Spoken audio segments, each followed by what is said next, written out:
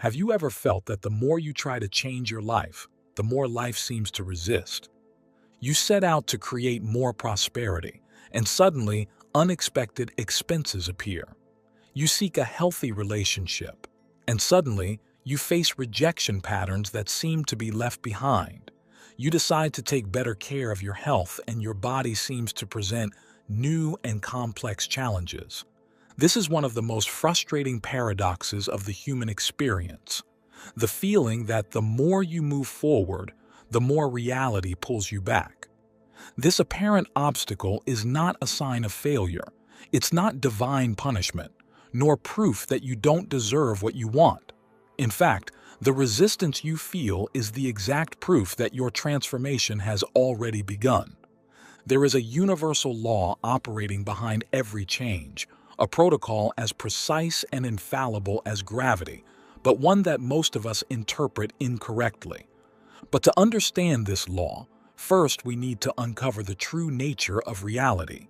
Most people live with the conviction that reality is a fixed, independent scenario, with events, people, and circumstances that simply happen on the outside. They believe that life is a series of reactions to an external world, where success is a matter of luck or relentless effort. However, this is the first and most fundamental illusion we need to dismantle. The truth, validated by ancient spiritual traditions and now by discoveries in quantum physics, is that external reality has no independent existence. It is not out there waiting to be discovered. It is, in fact, an exact projection of what is in here. In other words, reality is a mirror, an ecosystem that responds with absolute precision to your consciousness. This means the world you perceive and experience is not a random place, but a manifestation of your deepest beliefs. Think of your consciousness as a field of energy carrying a unique vibrational code. Every sustained thought, every dominant emotion, and every assumption you hold in your subconscious acts as an instruction to the universe. Reality, then, functions like an infinitely powerful information processor that does not judge or question. It simply reorganizes the particles of existence to match exactly your inner code. If your code says, "Life is hard," the universe will reorganize events so that you encounter difficulty. This understanding completely changes the game because it forces us to abandon the idea that we are victims of circumstances. The central thesis of manifestation, therefore, is not about attracting what you want, but about manifesting what you are. Attraction implies a search, a chase for something outside yourself. It is the mindset of someone trying to fill a void. Manifestation, on the other hand, is the process of becoming the person who already lives in that reality. This means you don't attract prosperity. You become the prosperous person, and prosperity materializes around you as a natural consequence. In other words, reality only reflects the image you have already built internally. Think for a moment of a person who, deep down, believes they are not worthy of success. No matter how hard they work, plan, or strive, the universe will continue to present obstacles that validate their subconscious belief. That's why many people may have talent, opportunities, and even temporary luck, but cannot sustain success because they receive something for which they don't have the infrastructure to support. And in this case, the universe is not being cruel, but simply faithful to their deepest command. It cannot deliver prosperity to someone whose essence vibrates at the frequency of scarcity. After all, external reality is a consequence, never the cause. And here lies the revelation that flips all conventional logic. Life is not a stage where we perform for a world that already exists. It is your inner world being projected onto an external stage, where every person, every event, and every circumstance is literally your consciousness materialized. The key to transformation, therefore, is not to manipulate the external world, but to purify the inner mirror, where the essence of our identity lies. And this central identity has a name which, when understood, reveals itself as the most powerful creative force that exists, the I Am. Reality is not just a mirror of your consciousness. It is the materialization of something much deeper, your creative essence, the substance of the I Am. This is not a mystical phrase or abstract concept, but the origin point of all manifestation.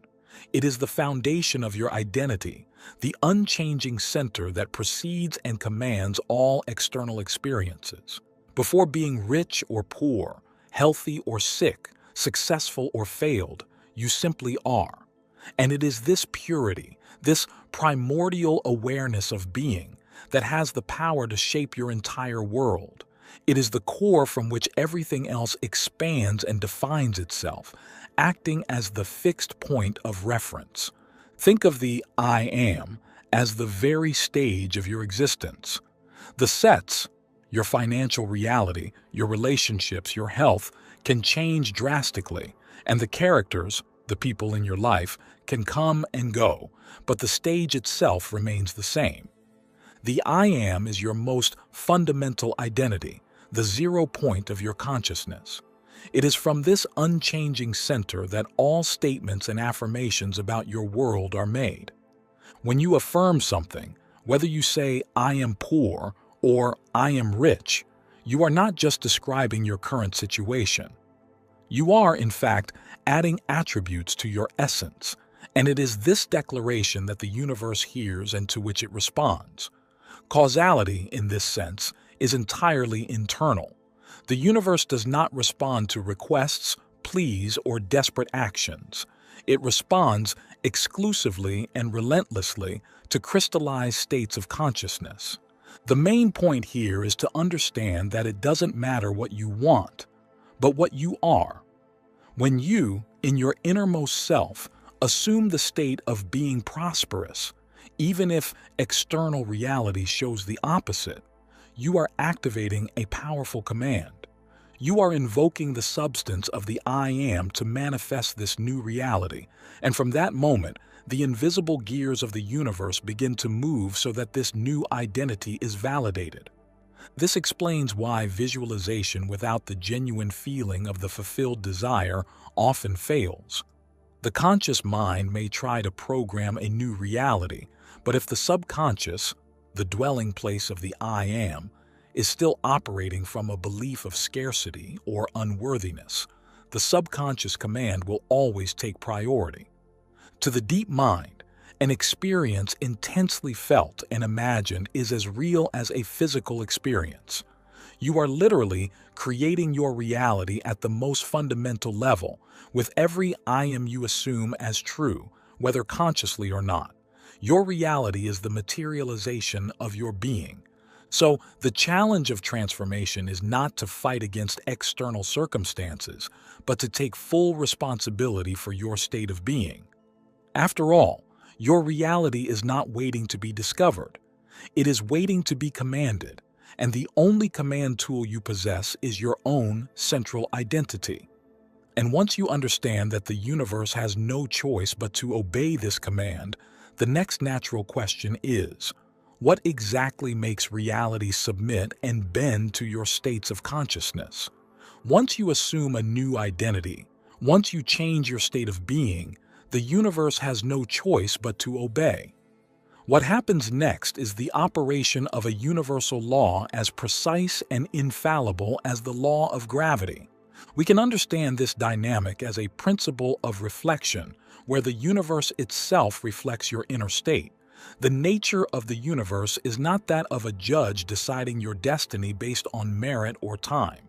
Instead, it responds to the command you emit from your state of being and executes it with a perfection that can be described as mathematical. Reality, in its essence, is in total sync with your consciousness, and its only function is to faithfully manifest what your essence vibrates. The universe operates through a principle called the law of least action. In physics, this principle determines the path of least resistance that light, electricity, and even planets follow. In the world of consciousness, it manifests as the path reality must follow to align with your new assumption. When you genuinely assume a new state of being, the universe automatically reorganizes everything to reflect this change. It doesn't need effort, struggle, or linear time to begin realigning. The moment your consciousness moves to a new state, the universe immediately begins the process of realignment, moving the pieces in your life so that the external world becomes a perfect reflection of your internal world. This reorganization is a literal process. Every person, every object, every circumstance in your life is, in fact, your consciousness crystallized in form. So, when you change your state of being, you are literally informing the quantum field that reality needs to restructure. It's as if you were sending a new manifestation instruction. And the universe, like an infinite server, receives this instruction and begins reorganizing all the particles of existence so they match exactly your new frequency. It starts deleting what no longer aligns with your new identity and installing new experiences, new people, and new opportunities that validate it. But it's crucial to understand that this process is entirely neutral. The universe has no preferences. If your command is, "I am a victim of scarcity," it will organize your finances so you experience scarcity. In the same way, if your command is, "I am worthy of love," it will organize relationships so you find love. This law, then, operates technically and coldly, without judging whether the belief is limiting or empowering. Reality simply responds to the content of your consciousness, with perfect, flawless correspondence. This is why persistence in a state of being, even if external reality doesn't confirm it right away, is the form of transformation that truly works. So, your reality is not waiting for your command to decide whether or not to submit. Your reality already is submission. It is an exact and immediate reflection of what you are. The question, then, is not whether the universe will obey, but what happens when the new identity, already commanding a new reality, comes into conflict with the old identity that still clings to the past and resists its own extinction. This is the true battle that precedes your transformation. If your consciousness is the commander and reality is what obeys, why isn't the transition always immediate? Well, the answer lies in one of the most misunderstood and feared aspects of the transformation journey: the need for a complete dissolution of the old identity. This is what we call the ego death protocol.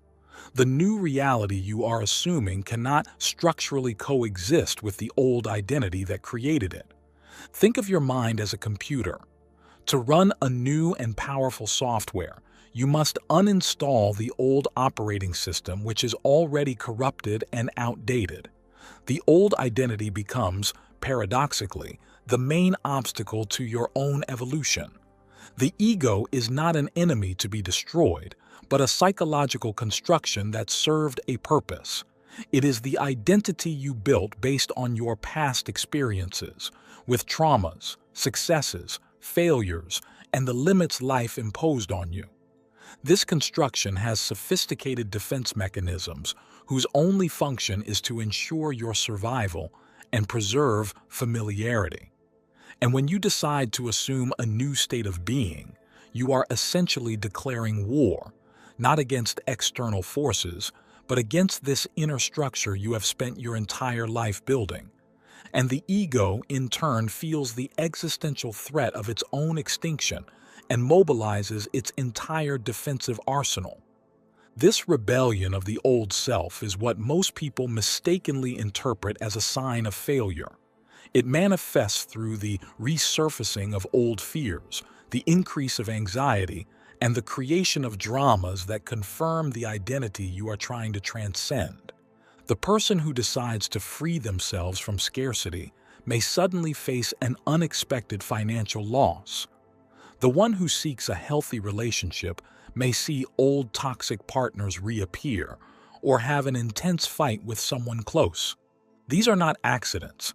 They are the strategies of the old self to prove that transformation is dangerous and that the comfort of the known, even if painful, is the only real safety. The intensity of this inner battle is directly proportional to the magnitude of the change you seek. A small alteration in your routine may generate subtle resistance, but a radical transformation, such as moving from generational poverty to abundance or healing a chronic illness, will provoke what may feel like a complete collapse of your known reality. The drama, the chaos, and the apparent setbacks are the demolition protocol itself in action. They are the proof that the demolition of the old structure has already begun, and that your new identity is penetrating deep layers, threatening the foundations of the old self. Understanding this is extremely important because it is in this battlefield that most people give up, interpreting resistance as a sign to turn back. But what happens in this transition period between the inner command and the outer manifestation is what separates those who only wish from those who truly become. Between the moment you assume a new state of being and the physical manifestation of that reality, there is an inevitable period of transition. This is the so-called bridge of dissonance. This bridge is not a void, nor a time of passive waiting. It is an active and vibrant space, full of events, circumstances, and yes, challenges that, at first glance, seem to contradict exactly what you are trying to manifest. It is the moment when your new belief clashes with an external reality that still reflects the past. It is a period of conflict, and the way you cross it defines your success. The reason for this bridge is the cognitive dissonance that is created. When your mind assumes a state of being that doesn't match your physical reality, the universe, by its nature of seeking coherence, must resolve this conflict. But it does not resolve it by instantly changing external circumstances. First, it tests the authenticity of your new assumption. If you say, "I am healthy," but internally still cling to beliefs about weakness or illness, reality will present symptoms to check at what level your new identity has truly been accepted. So the bridge serves as a calibration field, where your new frequency is tested under pressure. During this crossing, the circumstances that arise are not signs of failure or divine punishment, but systematic authenticity checks. The universe must ensure that your change was not just a superficial desire of the ego, trying to manipulate circumstances. It must know if your transformation has gone beyond the surface of the conscious mind and taken root in the depths of the subconscious. That's why, when you seek love, reconciliations with exes or family crises may appear. And when you seek abundance, scarcity may temporarily intensify. Many people fail exactly at this point. When faced with the first external contradiction, like a financial loss, an unexpected argument, or a symptom returning, they abandon the new identity and revert to the old state of being, interpreting the difficulty as proof that transformation was impossible. And the universe, in turn, interprets this return as a command to maintain the current reality, reinforcing the cycle of frustration. Understanding this bridge is the key to mastery. Instead of fighting against a reality that seems to be falling apart, you learn to surrender to the process, knowing that every apparent obstacle is a necessary step. But to cross it successfully, you need to learn to decode the true nature of these challenges so you can turn each obstacle into a stepping stone for your next level of evolution. This is where the universal proof mechanism comes in. The tests that arise on this path are not obstacles placed to punish you, but necessary calibrations activated by your own consciousness. The universe is not checking whether you deserve what you want. It is checking whether you have become the person who would naturally already have what you are seeking. It's as if, before giving you the keys to an airplane, life puts you in a flight simulator with all the turbulence to make sure you know how to handle it under pressure. Reality, in its most wise form, ensures that your manifestation will be sustainable and not destructive. The mechanism works by confronting you with the exact opposite of your new belief. When you assume, "I am prosperous," the financial test arises to see if your security lies in your inner state or if it still depends on what shows up in your bank account. Each test is a verification probing whether your transformation has penetrated beyond the surface layers of the conscious mind and taken root in the depths of your subconscious. The universe acts as an unyielding mirror, showing that for your new reality to solidify, you must deal with the contradictions that still exist within.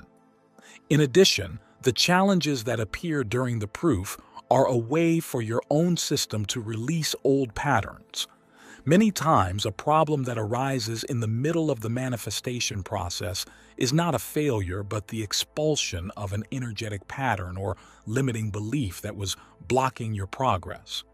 A financial loss, for example, may be the release of a deeply rooted scarcity belief.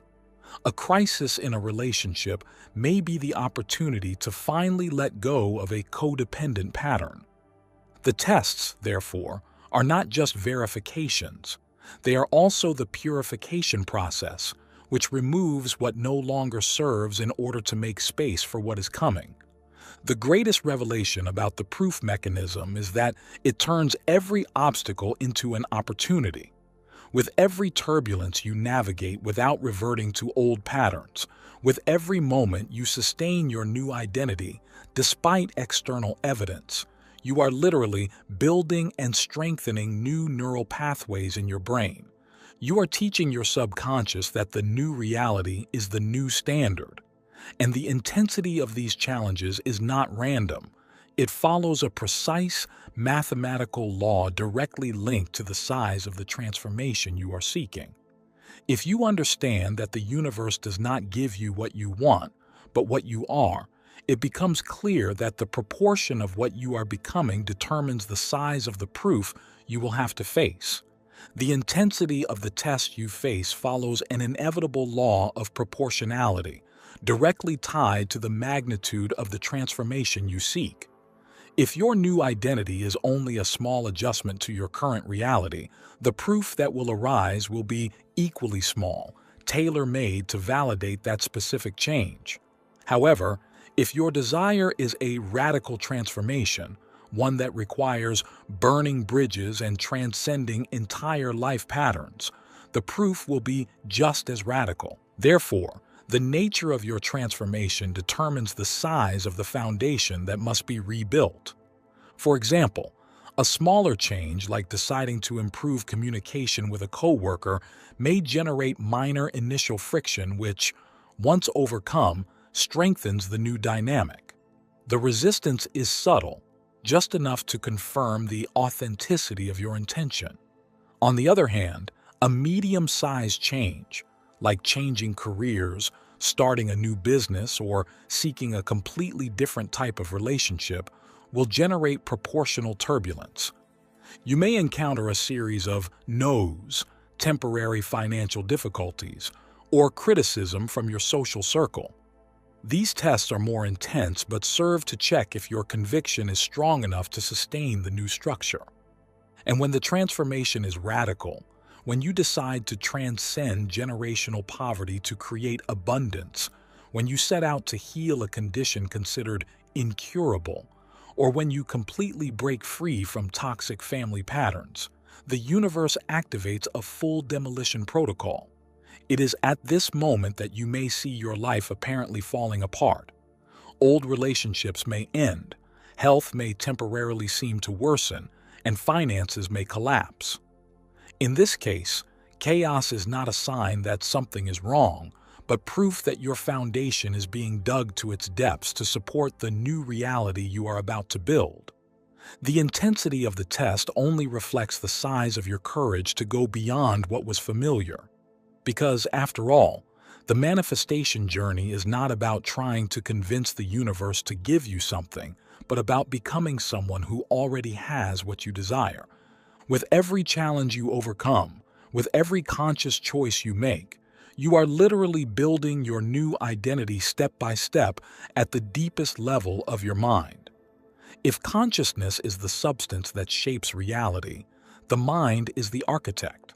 Neuroscience, through the discovery of neuroplasticity, confirms that the brain is incredibly malleable, constantly rebuilding and reconnecting based on where you direct your attention and intention.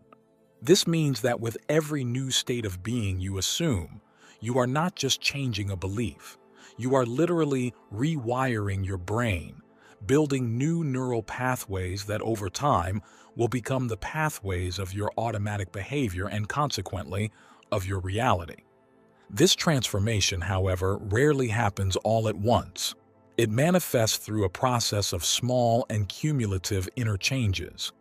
Every time you resist an old trigger, every time you choose a new thought instead of an old one, even for a second, you are forcing your neurons to fire in a new pattern.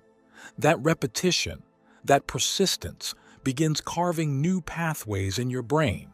And with every small victory, the brain releases a dose of dopamine, reinforcing and locking the mind into that new behavior. And so, you are literally becoming the new person, even if just one micro change at a time. That's why celebrating progress is so important. The mind doesn't distinguish between a big victory and a small one.